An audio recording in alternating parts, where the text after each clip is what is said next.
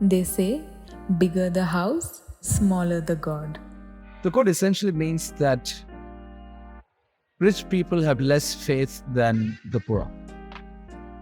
Of course, the rich and the educated will say that the poor are naive, they're innocent, they're led astray. On the other hand, the faithful will say rather that it's those whom God has blessed most who are least grateful and will deny Him most, despite all the providence He has given them. That all the providence that God has given them is actually a miracle. Without a doubt, one of the greatest reasons of the rising atheism of our age, where now nearly half of the West do not either go to church, do not call themselves Christians or believers, is without doubt prosperity.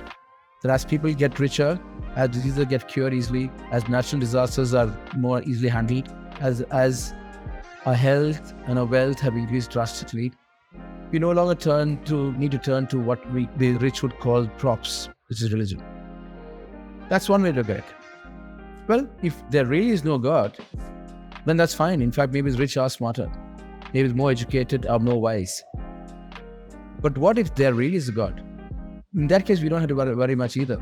So if there is a God, there is something called God warranty, which means that God will eventually anyway show Himself.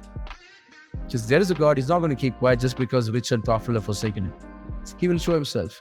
So in that sense, we don't have much to worry anyway. That maybe this atheism is a passing phase. And probably shows it is.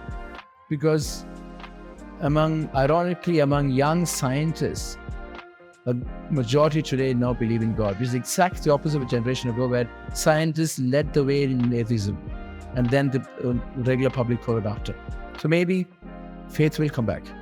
And maybe as people get richer, it doesn't necessarily mean that they will forsake the God. Maybe as diseases are cured and people and natural calamities are calmed, people actually will thank God rather than deny Him. So guys, seek into your heart, are you grateful for the blessings you got? Or are you actually giving credit to yourself for all the miracles that have happened in life? Because if they are miracles, then it is a God.